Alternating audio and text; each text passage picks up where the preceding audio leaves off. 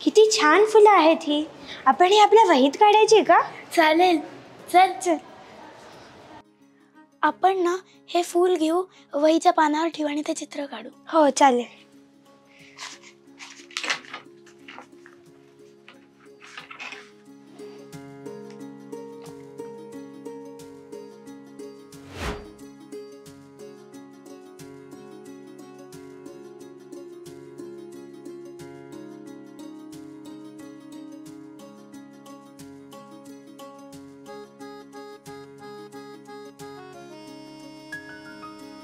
माझ्या मनात एक कल्पना.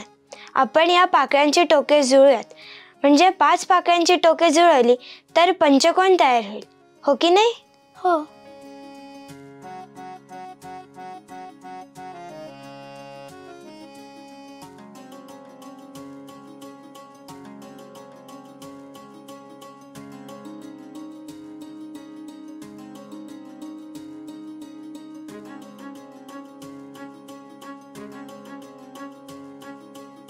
अश्लेषा, कालच आपण शाळेत शिकलो होतो ना की त्रिकोण, चौकोन, पंचकोन आणि 5 पेक्षा जास्त बाजू असलेल्या बंदिस्त आकृतीला बहुभुजाकृती म्हणतात.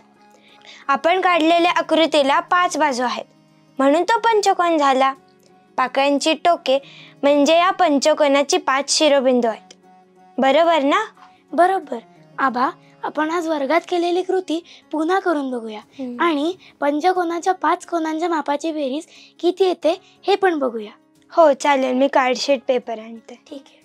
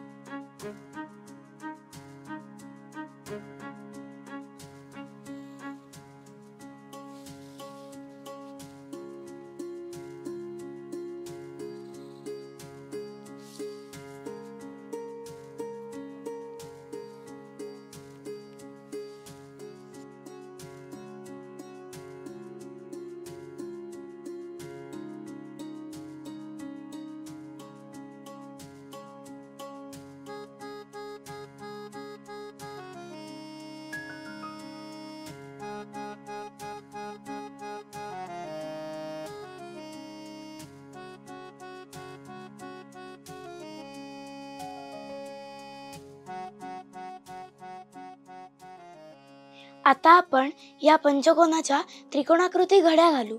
आधी या पंचकोनातच तुटक रेघातून त्रिकोण तयार करूया. ठीक आहे.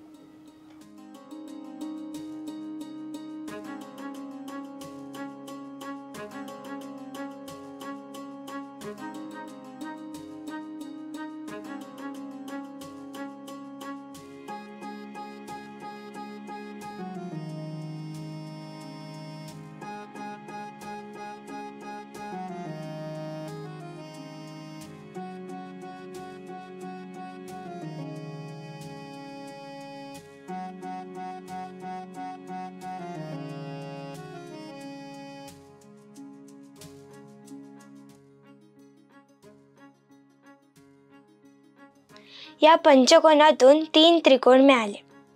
एका त्रिकोणाच्या 3 कोनांच्या मापांची बेरीज ही 180 अंश असते. म्हणजेच 3 त्रिकोणांच्या कोनांच्या मापांची बेरीज ही 180 गुणिले 3 540 अंश असते. म्हणजेच पंचकोनाच्या सर्व कोनांच्या मापांची बेरीज 540 अंश असते. बरोबर. आता आपण षटकोन काढूयात आणि त्याची त्रिकोणांमध्ये कशी विभागणी होती ते बघूयात. चालेल.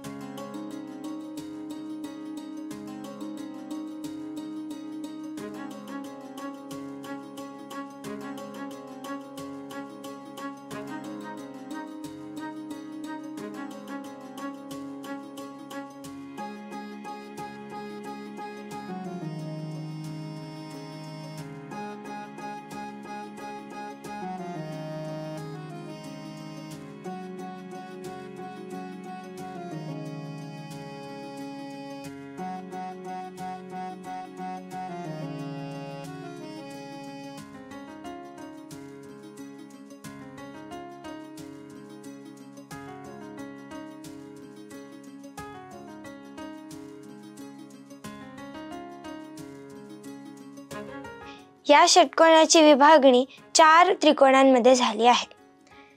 एका त्रिकोणाच्या सर्व कोनांच्या मापांची बेरीज ही 180 अंश असते. म्हणजे 4 त्रिकोणांच्या सर्व कोनांची बेरीज ही 4 गुणिले 180 अंश म्हणजे 720 अंश असते. म्हणजेच षटकोनाच्या सर्व कोनांच्या मापांची बेरीज 720 अंश असते असे म्हणता येईल. बरोबर.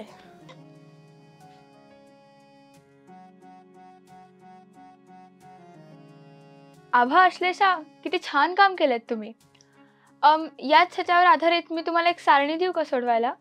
हे बघा, तुम्ही जे केलंय ना त्याच्या संबंधितच आहे. सोडवता येईल का? आकृतीचे नाव त्रिकोण. शिरोबिंदूंची संख्या 3, बाजूंची संख्या 3, कोनांची संख्या 3, बहुभुजाकृतीच्या सर्व कोनांच्या मापांची बेरीज 180 अंश. चौकोन 4, 4, 4, 360 अंश. पंचकोन 5, 5, 5, 540 अंश. षटकोन 6, 6, 6, 720 अंश. सप्तकोन 7, 7, 7, 900 अंश. अष्टकोन 8, 8, 1080 अंश. काय झालं? बघू.